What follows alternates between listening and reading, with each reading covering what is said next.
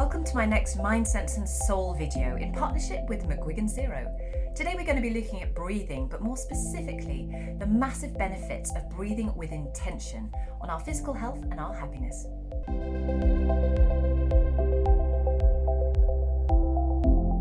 Navy SEALs. You've heard of them, right? The US Navy's primary special operations force.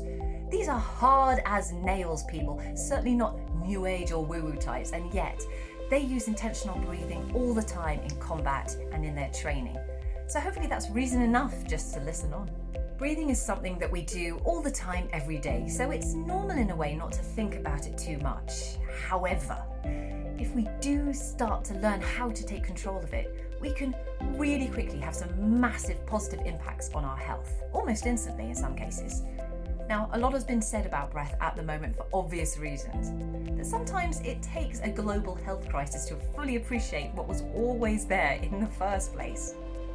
Giving ourselves space to pause and breathe before we do certain tasks like start answering emails or have a meeting or even eat can have a profound effect on how we think, how we react, or even how we digest. All the research is showing that even 2 minutes is enough to make a huge difference in this regard.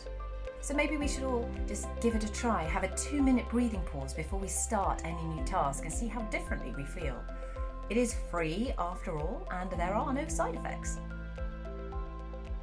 Learning to control our breathing can drop our cortisol levels and our blood pressure, calming anxiety and panic within a minute or two. However, it's breathing specifically through the nose that is something that we should all be doing all the time, apparently. Here's some more on that. Many of us may not realise that we are breathing through the mouth all the time, especially while we're asleep.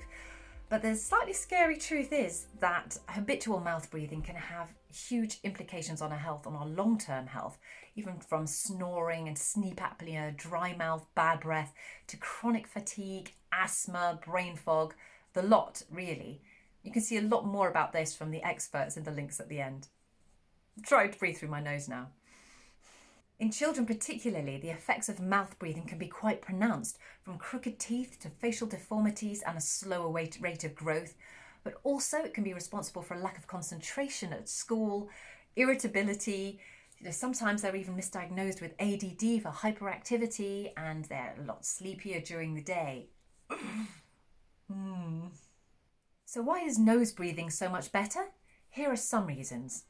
The nose acts as an air filter, delivering clean air directly to the lungs and preventing allergens get in. This is particularly important, obviously, if you're asthmatic. Nose breathing produces nitric oxide, which literally sterilises the air and helps with oxygen uptake in the lungs. It strengthens the immune system by doing something fancy with the blood. It adds moisture to the air, preventing the drying out of bronchial tubes and nasal passages, and this helps prevent infection. Nose breathing also adds to the resistance of the airstream, and this helps with the lungs' elasticity, and that again helps with oxygen absorption. Stressful events, as we know, can cause a fight or flight response where our heart beats a lot faster, our breathing gets a lot shallower, and our stomach ties up in knots. Now, this response, what it also does is it moves the blood and the oxygen away from our lungs and into our major muscles so that we can run away from the danger. The problem is, what this also does is that it compromises our digestion and it stops the immune system working properly and increases inflammation. And so when this happens many times over time, it can have serious implications for our gut health in general. Slower, deeper abdominal breathing gently massages the internal organs like the intestines and the stomach, and this creates a much more relaxed abdominal area. So I guess it stands to reason that if we suffer with IBS and other gut issues, if we all start taking some deep abdominal breaths, both before and after we eat, it should make everything much more relaxed and improve our digestion. I've heard that it's also really good for constipation, for that urgency to go, for the general abdominal pain that we carry when we have those issues down there sometimes, and bloating, of course. Thought, if you're an IBS sufferer, have you ever noticed how sometimes on holiday you might feel that you can eat whatever you want and it doesn't cause you a problem, and yet as soon as you come back, there's an issue again? Maybe this has got something to do with being more relaxed. Just food for thought. I just wanted to put out there what I heard about grief and breathing, as it seems so simple, and yet the advice was nowhere to be found when I lost my father a few years ago, and it probably would have helped quite a lot.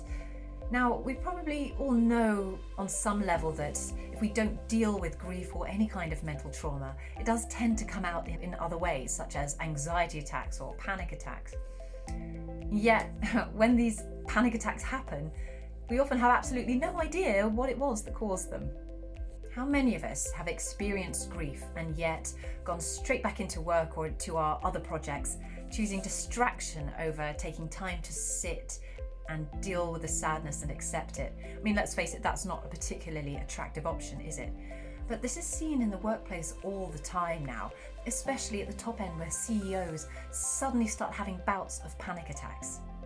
Practitioners all over the world have noticed that just helping people learn to control their breathing and just getting them to do 2 minutes at a time of deep abdominal breathing once a day or more than once a day can sometimes just stop these panic attacks happening in their tracks. Why is this? Well, one thing they also noticed, that almost without fail, that whenever the people start to do the breathing before even a minute is up, they are in floods of tears, a much needed release, and this is the first step in acceptance into really feeling the sadness, sitting with the sadness, and that is how you eventually are able to move on in a more healthy way. There is so much to learn about the power of our breath, and all these learnings go back thousands and thousands of years. But there are some really interesting articles, books, YouTube videos, etc. in the links below, or you can go to the3drinkers.com/balance for all those. Thank you so much for watching. Please do share this with anyone you think needs it, as ever, and keep well.